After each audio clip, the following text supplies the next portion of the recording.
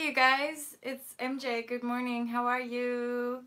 I am safely back in the UK after a 24-ish hour travel stint by plane and automobile. I'm always very thankful when I'm traveling in appreciation of the our ability, like the fact that we can fly around the world is actually a massive luxury and privilege. And so I like to practice a lot of gratitude for the people who just make it keep running, basically. And especially when there's like a smooth flight path, I'm really appreciative. And that was the case for me. And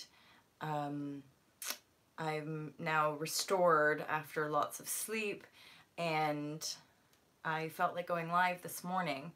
A friend shared something this morning which made me inspired this share ultimately. So claiming our creativity and why and how our unique creative flow is so important to freedom and things like purpose and fate or destiny, and of course simply living in alignment and being the truth of who we are versus the enslavement patterning. And it really is all connected as far as the way we're programmed is an aspect of our self-denial, is an aspect of our disempowerment. So all of the energies that we give away, all of the power that we give to the banking system, to the political system, to our parents, to our education system, even to such a degree you could give your power away to someone like me or a book you read or something like that. And it really is this sort of delayering effect, or this peeling back of the programs that were imprinted, that we took on board, that aren't in alignment with the truth of a higher purpose for why we're here. You could say a more harmonious purpose, a more divine purpose, a purpose that aligns with the signature frequencies that we are.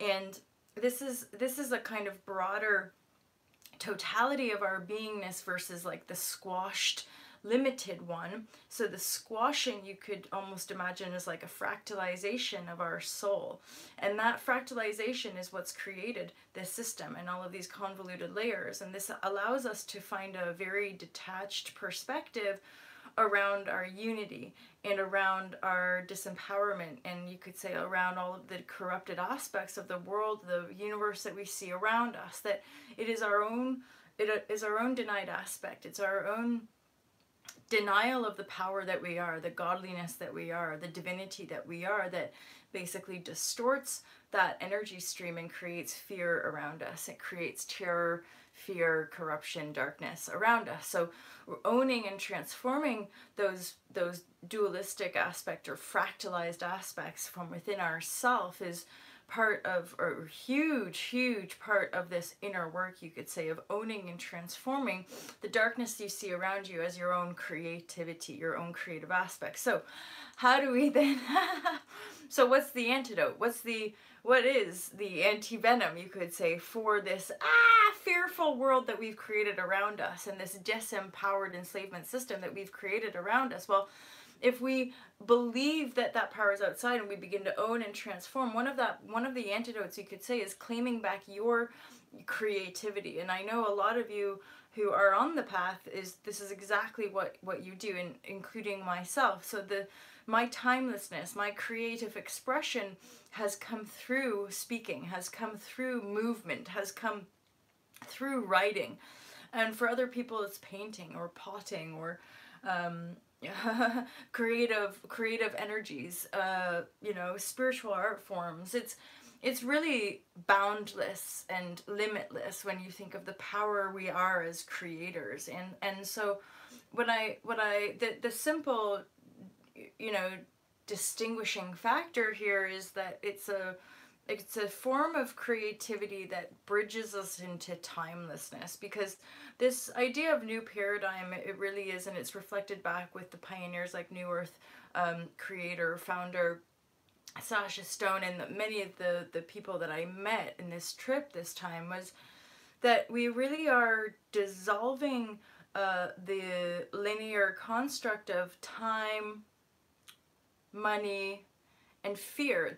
Money and time, in essence, that bonding in our awareness to time and money is really what what births and creates this world of fear, because it's a limited construct of our own consciousness. It's, in essence, false, you could say, and yet it's still a powerful creative construct, which once we begin to own it, we can dissolve the fear attachment, and, as using Sasha's words, just salute it with a kind of fearlessness and a lovingness that allows us to just be like totally in union with that aspect of our creatorship, that darkness, that division, that fearful need to control and dominate via the channel of our own fractal soul, via the channel of our own disempowered divinity, which is a denial of our divinity. Hence, reclaiming the creativity that's been denied you. Reclaiming that creativity is, again, remembering and then practicing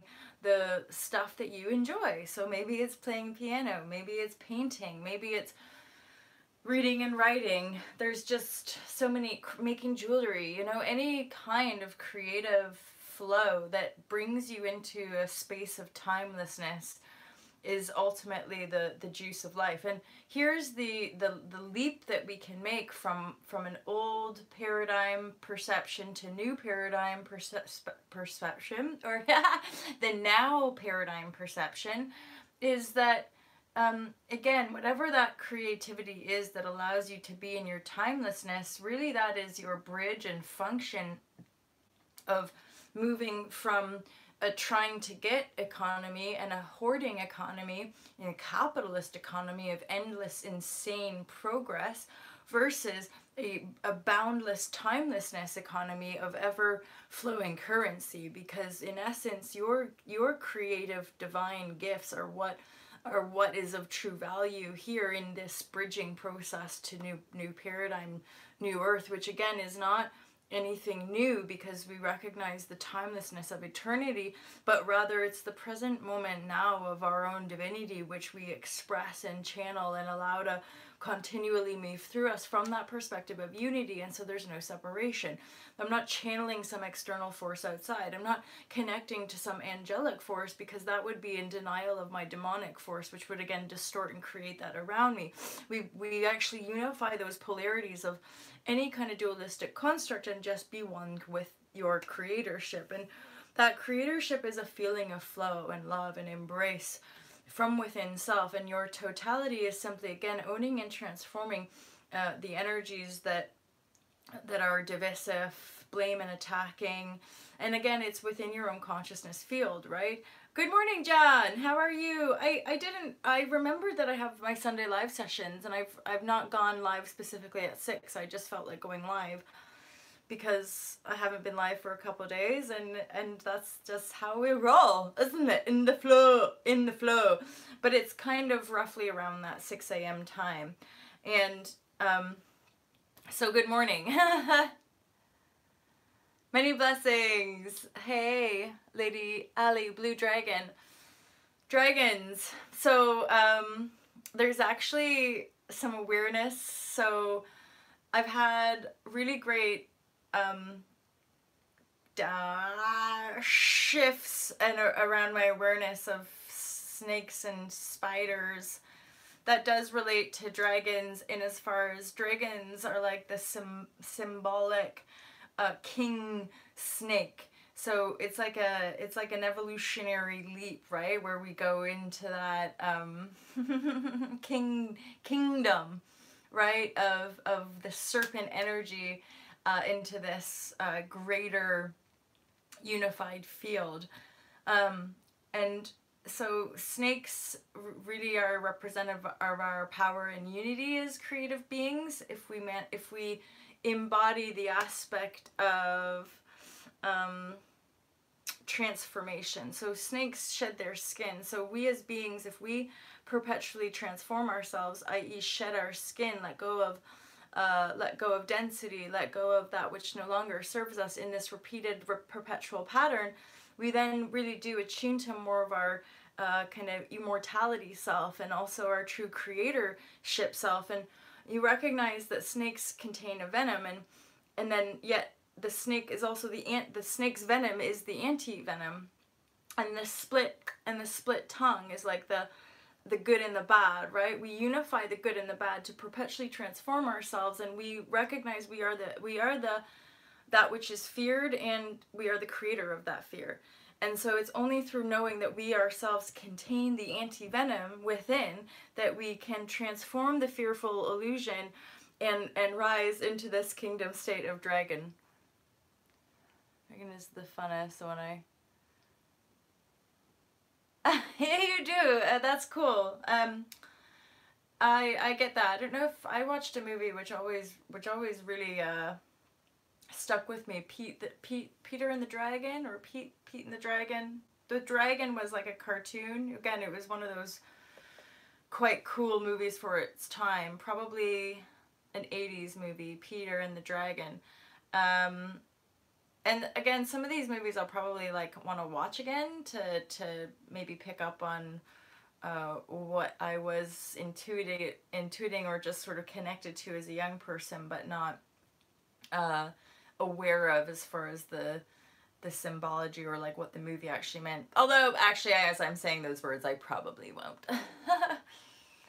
There's one thing based on somebody's comment as well about children and the consciousness versus the unconscious aspect of creatorship in children. Puff the magic dragon!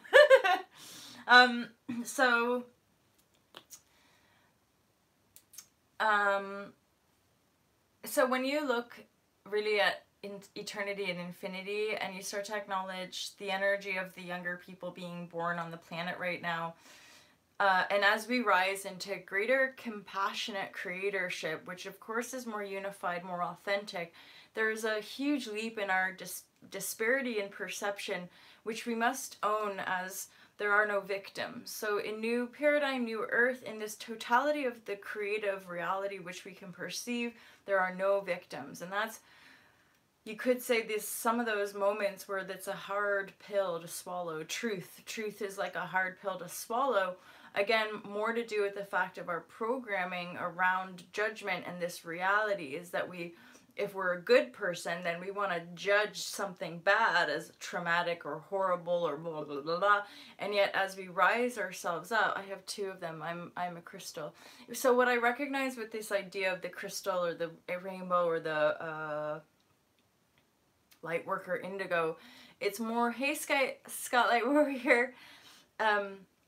What I'm fully aware of, and even younger generations that are finding my book and reading it, they get it. It's like they're already vibrating this newer frequency energy there, or this more expanded, higher, harmonious frequency energy. They're already vibrating that. There's a greater capacity for love and unconditional love within their creative world, right? And so those beings who have chosen more love, more support, more integrity, more harmony, it's like in their recycling energy, in their, i.e. the reincarnation system, right? They've already gone through enough cycles. They've already burned through, you could say, enough density. And so in this incarnation, they're not actually carrying, and it would mean as well that their parentage is also doing the work. That you're a parent who's been owning your creative container, burning through densities, doing that work so that your children that are being born into the world are not having to carry the weight of that burden. And I'm meaning probably under 30s, although I don't like to categorize, label, or put any kind of rigid pattern around anything. It's just simply my awareness or what I'm observing is that, 30 and below, I'm seeing that these beings carry less density. And again, it's a continual like birthing and kind of flowering effect of how it generations, intuits, sensitives, and this increasing evolutionary quantum reality.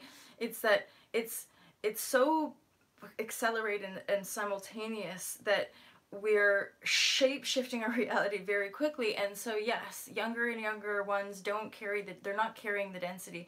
And as we continue to shape shift and birth and become this new frequency, this new reality, of course it will assist others in breaking through theirs and burning through their density, and in a quantum essence we begin to understand and up level because of the divine recognition that we're vibrating, not through the knowing, not through the forcing, not through the controlling, simply through the being of the new. And again, even language like that, we want to be really aware of not getting kind of sidetracked. It's not new. Nothing is new. It's simply emerging with a more divine and broader aspect of self that is always one with all there is, and a recognition, a revelation of that oneness. And that's our redemption. That's in essence the liberation that we are. It's that we don't need to follow the light, and we don't need to fight the darkness. We are those two, those polarities. We simply must merge with them in our energetic field. Of course, that comes with our emotion. So it only is if you resonate with a certain process, if you need, because there comes systematized a process. So it's often useful for humanity to have a process of unfolding. And so there seems to be this common intuitive thread among many humans of this collective agreement. How do we move from one frequency to another? Well, it happens in the emotional field. And it's not that everyone resonates with this work, but again, it seems to be a process that in our meditation and mindfulness practices, it allows us to feel and hold space for the totality being triggered in our field, knowing that we're the creator of it. And so we have this process of awakening to the darkness, knowing that we are the creator of that, and then transforming it within our own consciousness field, which includes our emotions and our thoughts and our kind of deeper senses and awarenesses and our imagination, and we unify that from within our own awareness. And then that, through that ownership, we can actually vibrate higher and higher. I see it, and how I felt into it and how I write about it in the book is that every time we own and transform an emotional storm, we up level. We upgrade ourselves. That's an alchemical transformational process. We upgrade our beingness. And then each cycle, it's like we can project out, we can begin to see, we begin to unify and see a higher manifested reality. And so in the density, or in the old paradigm, or in that different certain base tone frequencies, we still have to own that even children are conscious choosers. None of us are victims. As children, we do birth and we do create, we do choose our reality. It's just that old paradigm would have us think that children are less aware, or children don't know something. They absolutely do. And if anything, that's part of the polarity shift, is that we as more conscious creators are beginning to learn from the reflection that the children bear for us, what they're bringing to us, which again is that flip of paradigm. Everything is a reversal in essence. That flip of the paradigm is that we lose that egoic construct of older is wiser and younger is stupid and naive. A lot of us have already lived through that, burned through that, and rising into our sovereignty is that which is unifying the field of our creative aspect. Hi, Nestor! John's asked, how's everybody felt over the last 2 weeks? I'm not even sure. I'll sit with that.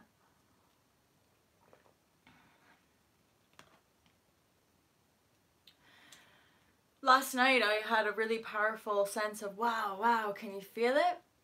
There's like this massive shift again happening where I have the very intuitive recognition that there's like a huge acceleration belt happening right now. It makes sense, right? Because we're heading into a solar eclipse, a full solar eclipse, and a shift of our alignment with the sun, and a releasing of our alignment with the moon. And it's not to disown any of it, but we're embracing more of our total creatorship, and so we're aligning with the frequencies and the plasma waves of the sun, which is helping to reconnect the unity field of the Father Mother. Here we're birthed and here we are in the mother energy of Earth, and hence the rising divine energy, the rising feminine energy, which has part of that has been denied us, and connecting to the great solar aspect, which is the Divine Father of this realm, of this creative realm. As we reclaim more of that, the moon energy will become less relevant to our existence here. So yeah, I felt this. It's like now all the work is really picking up speed. And so we're seeing a birthing of our manifestation, which we've been creating from within, like, more quickly. And then that's rising up more of mass pockets of human consciousness is rising into the heart field. So awakening for more of the masses is happening more quickly, and then shifting them into their creatorship and into their divinity is happening more quickly, because we're so refining our sense of manifestation. We're so refining our quantum field, as in we're owning the totality of our divinity through compassionate awareness and divine union with the beauty of our own consciousness versus the other. So we've already played around in the dark long enough, and now we're wanting and choosing to shift into this greater these greater frequencies, again, not new or old. No more riots, see? Sweet, dude! Sweet! And that came into my mind again, even about so super connected to Guy's higher self. It's almost a continuous conversation. Yeah.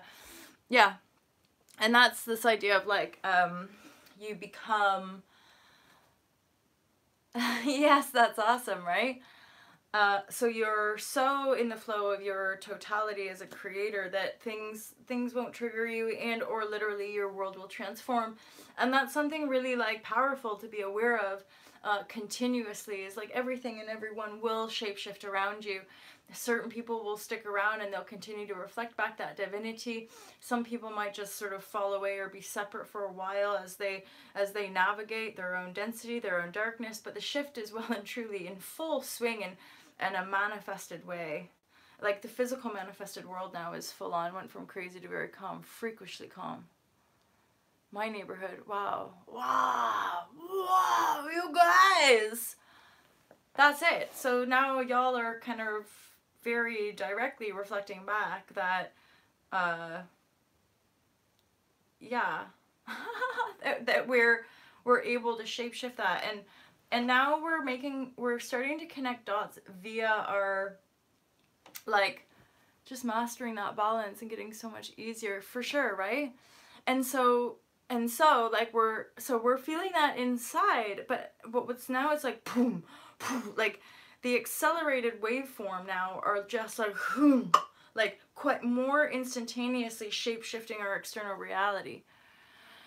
And I'm aware as well of reflecting back, like when it is our own creative field, and somehow we and I'll do it too, and you guys can continue to reflect that back to me. Yeah, I'm seeing those domes a lot as well, and it's not like it's an embedded new grid system. It's more of an energetic event, a holding, an anchoring. And it is. And it's this anchoring of that power, of that divine creatorship power, of the ownership, the self-responsibility of that light, divine beauty, which is what is shifting out the separation energy.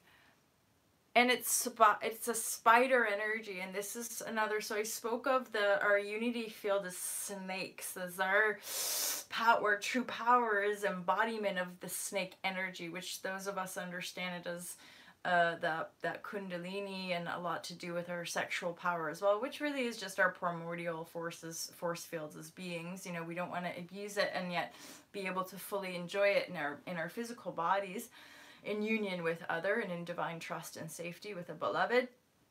And then so an aspect of our division and disempowerment is like this motherboard dark spider energy. And if you think of a spider, it spins a web, and you could say the old paradigm is like a web, a dark web of creation. Now what happens in that web? Everything gets trapped in it, and it dies, right? So And I'm not demonizing spiders. I'm just looking at different aspects of our creation, which are more pestilent, which are pests, which kill stuff and eat stuff and trap stuff and are more in the dark, right? Yeah. So when we can own like bugs and flies and mosquitoes and things that really do kind of like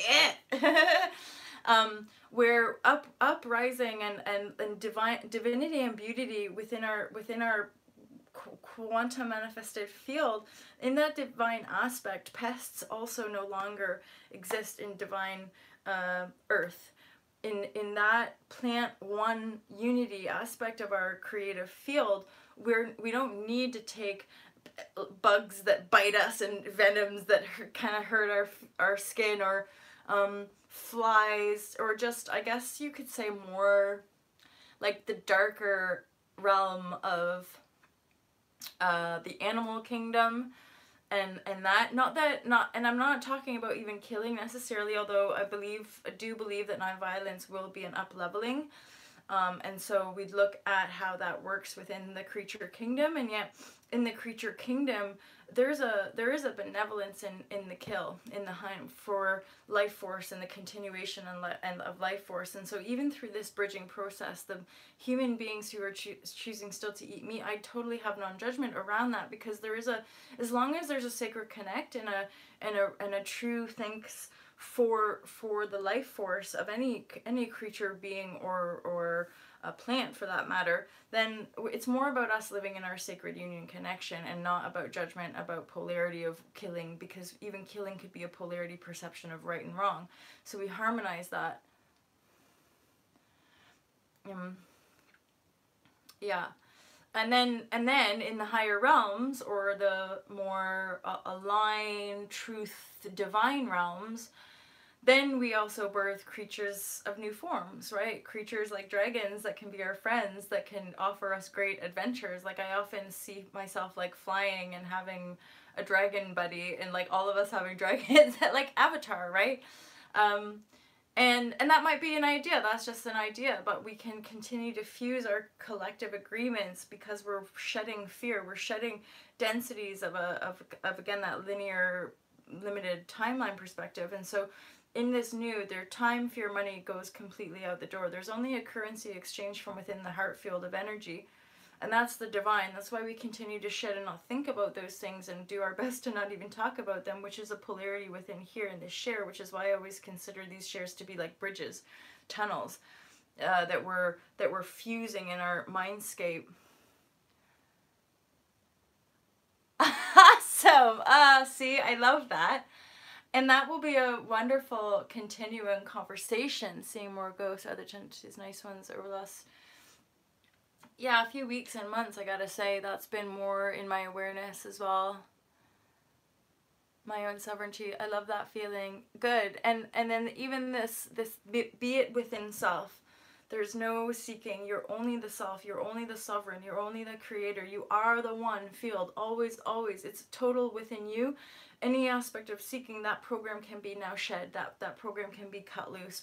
We do not seek union from other. We do not seek any kind of really totality externally. It's the totality that we feel always from within our own container. Hence why we meditate, tune in, and allow the meditation to be a silent practice, but also an expansive visionary practice from within this, and this, and then the kind of gut and the solar plexus. So we're, and then I have, if you ever get kind of overcharged or overexcited, to imagine your solar plexus and disperse the solar plexus energy through your whole field. As in, if you feel bloated, even if you feel like there's a massive power energy right in your center, in your consciousness, move it around your whole field. So move that power into your body, into your central pillar of energy. And then a powerful meditation that I keep getting is to connect to third eye, the heart, and the gut. So that sacral energy, which is our embodiment and our connection to earth. And also, John, you can own that. So own the apparition and own the guides as you. you are those light beings. You are, and that's something, that's a shift, isn't it? Clearly for you having seen the dark in different meditations and different realities. So you've now faced certain dark aspects in an etheric way, and now you're facing your light aspects in an etheric way. And I've done the same. So because this is something different as well about an awareness as we expand our multidimensional aspect, with that awareness, to remember there's all these little loophole potentials, so that we're not giving our power away to external entities whatsoever. There is no, we are the star systems, we are the Pleiades, we are the Arcturians, the Sirians, the Ceres, we are all of those aspects of divinity, of divine grace, if that's how we choose to perceive it, but we are that in the here now. They're not separate entities that can do good or bad to us. We have created that. That's part of our sovereignty here on planet Earth. That's part of our ownership of the sovereignty that we are as beings, is what breaks us free from the motherboard of that spider energy, right? Yes, because it is. And yet, we can embrace and love our ability to create here in the vision of separation, which is one in the same of our owning the sovereignty that we are in unity with the field of our vision. And that's again part of the process, or some sort of evolutionary process that we undergo as beings, is that we have to keep facing, owning, and transforming the darkness as a unresolved aspect of our own soul's growth, as a distorted or fractalized aspect of our soul, which is why it's painful. Imagine cutting off an arm. Ow, fuck, that hurts. Ouch. And then re-putting it together and healing it. There's gonna be a little bit of feeling there, of disparity in feeling. And then the more we vibrate that way of being, which is the ownership, and that sort of cycling round, the more we rise ourselves up. And it's in our rising that we begin to connect all these dots, and actually begin to see our new manifestations on that higher level. Is not higher or lower in truth, it's just a better feeling. We feel better, we feel more unified, we feel more powerful, and yet in a very compassionate way, which is this new paradigm in essence, is that we break free from an unfeelingness, a denied self, right? And hence the full point of this discernment is super important. Yeah, right?